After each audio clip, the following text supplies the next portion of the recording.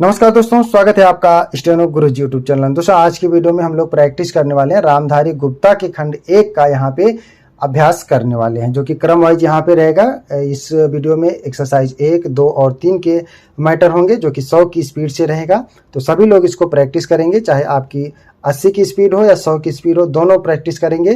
ठीक है, अगर आपकी 80 की स्पीड है तो एक बार पीडीएफ देख के लिखेंगे, उसके बाद ऑडियो सुन के लिखेंगे, जरूर लिख लेंगे। दोस्तों इस क्रम में हमने ये प्लेलिस्ट स्टार्ट किया है, तो यहाँ पे 100 तक एक्सरसाइज यानी कि अभ्यास 1 से लेके 100 तक पूरा कंप्लीट करेंगे। और आपको वीडियो 2 मीटिंग में मिलेगा। फर्स्ट मीटिंग में सुबह 8 बजे और सेकेंड मीटिंग में आपको शाम को 7 बजे आपको मिल जाएगा। तो इन दोनों टाइम आप लोग रेडी रहिएगा प्रैक्टिस करने के लिए। और इसका पीडीएफ आपको हमारे टेलीग्राम पर मिल जाएगा। और साथ में जो आउटलाइन आपको स्क्रीन पे दिख रहा है, ये ऋषि प्रणाली में है। अगर आप किसी और प्रणाली से हैं तो आप अपनी आउटलाइन बना सकते हैं, जरूरी नहीं कि आप हमारी ही आउटलाइन का प्रयोग करें। ठीक है, अगर आप आउटलाइन आपको अच्छी लग रही है तो आप इसको अपने डिक्टेशन में प्रयोग कर सकते हैं। और वीडियो पसंद आए तो वीडियो को लाइक कर देना। और एक रिक्वेस्ट है कि अपने दोस्तों के साथ भी शेयर करना और उनको बताना कि यहाँ पे स्किल टेस्ट की प्रैक्टिस कराई जाती है और स्किल टेस्ट का डिक्टेशन मिलता है, ताकि वो भी इसका लाभ ले सकें। और जैसा कि आप सभी का डिमांड आ रहा था इतने दिनों से कि एक्सरसाइज को क्रम वाइज कराया जाए, ताकि उनको कहीं ज़्यादा ढूंढना ना पड़े। जैसे ही वो अपना किताब ख़त्म करके अगर बुक पे आए, प्रैक्टिस करने पे आए, तो उनको एक जगह सब चीज़ें मिल जाए। तो उसी के चीज़ को ध्यान में रखते हुए यहाँ पे ये सीरीज स्टार्ट की गई है। आई होप कि आपको ज़रूर पसंद आएगा। तो ज़्यादा समय ना लेते हुए चलिए स्टार्ट करते हैं। डिक्टेशन स्टार्ट होगा 5 सेकेंड। रेडी? 5 second, start. सभापति महोदय, मैं रक्षा मंत्रालय की मांगों का समर्थन करने के लिए खड़ा हुआ हूँ। वर्तमान घटनाओं से पता चलता है कि संसार का हर देश अपनी सुरक्षा के बारे में चिंतित है और उसके लिए हर प्रयत्न कर रहा है। इस दृष्टि से अन्य देशों की तरह हमारे देश में भी रक्षा मंत्रालय का महत्व है। मुझे इस बात की खुशी है कि जहां अन्य मंत्रालयों की उनके पिछले साल के कामों के बारे में काफ़ी आलोचना हुई है, वहां इस मंत्रालय की कम आलोचना हुई है। इससे पता चलता है कि इस मंत्रालय ने पिछले साल अच्छा काम किया है।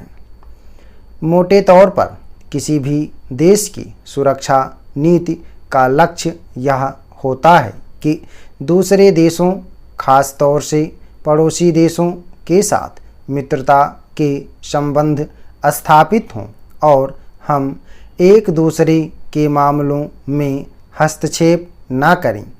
लेकिन उसके साथ यह भी जरूरी होता है कि हम अपने देश की सीमाओं और अखंडता की रक्षा करें।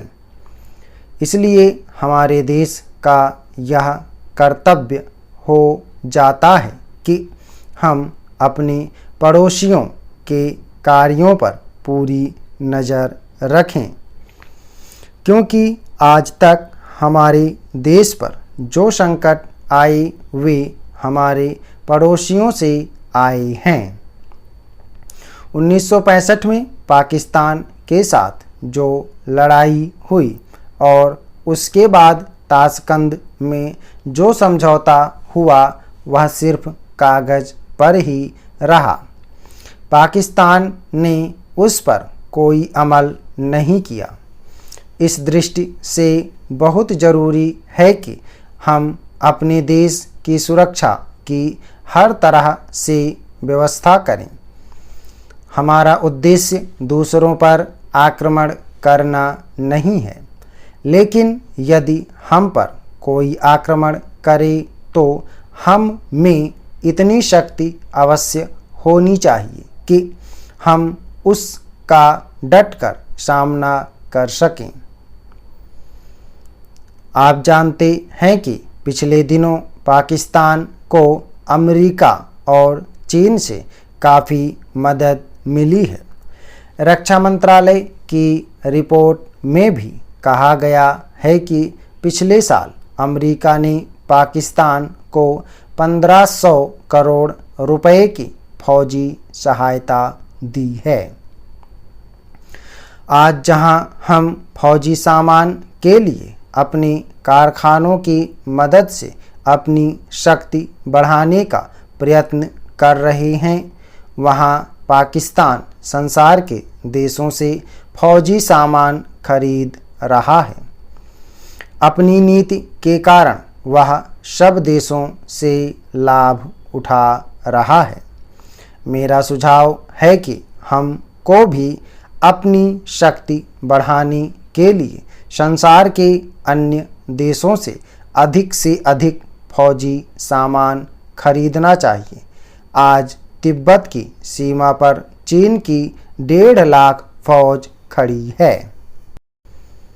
सभापति महोदय, प्रतिदिन छोटी मोटी झड़पें होती रहती हैं। हमारी फौजें बड़े उत्साह से उनके मुकाबले में खड़ी हैं। उनके हौसले बहुत ऊंचे हैं, लेकिन हमारी सरकार का भी यह कर्तव्य है कि उनके हौसले को कभी गिरने ना दें। उन्हें हर तरह की सुविधा प्रदान की जाए जिससे उनका आत्मविश्वास बढ़े। मैं मंत्री महोदय से अनुरोध करूंगा कि सरकार अपनी नीतियों के प्रचार का काम ठीक प्रकार से अपनी फौजों से करे। उनको अच्छे हथियार दे। अनुसूचित जातियों और आदिवासी जातियों के आयुक्त ने जो अपना प्रतिवेदन प्रस्तुत किया है, उस प्रतिवेदन को देखने से यह प्रतीत होता है कि इसको तैयार करने में उन्होंने बहुत परिश्रम से कार्य किया है। इसके लिए मैं उनको और उनके सहयोगियों को धन्यवाद देता हूँ, परंतु साथ ही साथ इस प्रतिवेदन के संबंध में कुछ आवश्यक निवेदन भी करना चाहता हूँ। पहली बात तो यह है कि इस प्रतिवेदन को देखने से ऐसा प्रतीत होता है कि इन कार्यों के लिए जिस धन का उपयोग होता है वह 3 साधनों से उपलब्ध होता है। केंद्र सरकार द्वारा, राज्य सरकारों द्वारा और कुछ गैर सरकारी संस्थाओं द्वारा प्रतिवेदन के अनुसार जितना धन इन कार्यों पर व्यय करने के लिए दिया जाता है, उतना धन पूरी तरह से व्यय नहीं हो पाता। मैं यह नहीं कह सकता कि आवश्यकता से अधिक धन दिया जाता है या कार्यकर्ताओं को वह धन प्राप्त ही नहीं होता, जिसके कारण से वह बिना खर्च हुए बच जाता है। मैं तो यह चाहता हूँ कि जितना धन दिया जाता है उसका पूरा उपयोग हो और आयुक्त को यह ना कहना पड़े कि इस कार्य के लिए जितने धन की आवश्यकता थी उतना धन नहीं मिल पाया और विवश होकर हमको उस कार्य को बीच में ही रोकना पड़ा। जहाँ तक राज्य सरकारों का संबंध है, बहुत सी राज्य सरकारें अभी तक इस कार्य में असावधानी से काम ले रही हैं और इस कार्य को उपेक्षा की दृष्टि से देखती हैं। आयुक्त ने इस बात की शिकायत की है कि बहुत सी राज्य सरकारों ने अनेक पत्र भेजने के बाद भी अभी तक अपनी रिपोर्ट नहीं भेजी है। मैं चाहता हूं कि सरकार इस तरफ निष्ठापूर्वक ध्यान दे। राज्य सरकारों पर दबाव डाला जाए कि वे इस दायित्व के प्रति सचेत हों और आयुक्त को उनके कार्य में पूरा सहयोग प्रदान करें।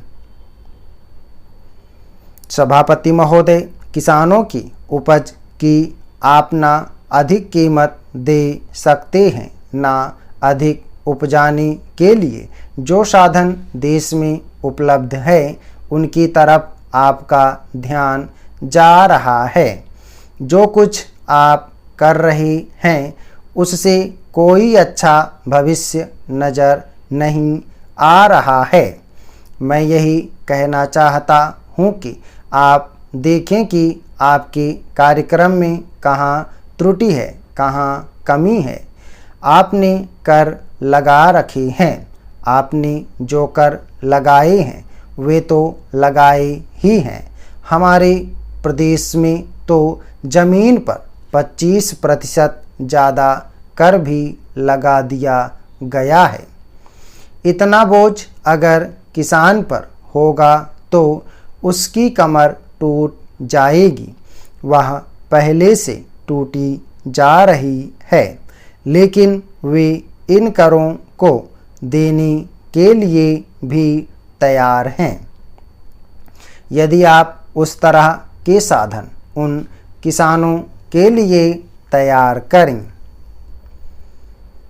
हमारे उत्तर प्रदेश के कुछ ज़िले हैं, पूर्वी ज़िले हैं, जहां पर बहुत बुरी स्थिति है। हमारे सदन के एक सदस्य ने रो रो कर आपको यह बताया था कि वहां लोगों को 2 रुपये मजदूरी में मिलता है। इतनी ही एक दिन की उनकी मजदूरी है।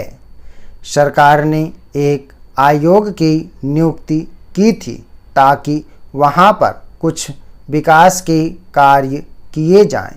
वह योजना भी अब खटाई में पड़ गई है। आपका ध्यान इन समस्त चीज़ों की ओर कैसे दिलाया जाए, कैसे आपका ध्यान इन सभी कठिनाइयों की ओर आकर्षित किया जाए, समझ में नहीं आता है। समाप्त। धन्यवाद। ओके दोस्तों, आप लोग इसको प्रैक्टिस करिएगा। सभी लोग मैटर को प्रैक्टिस करेंगे और मैटर को ट्रांसक्राइब करेंगे और PDF से मिलाएंगे। ठीक है, 100 शब्द प्रति मिनट की स्पीड से है।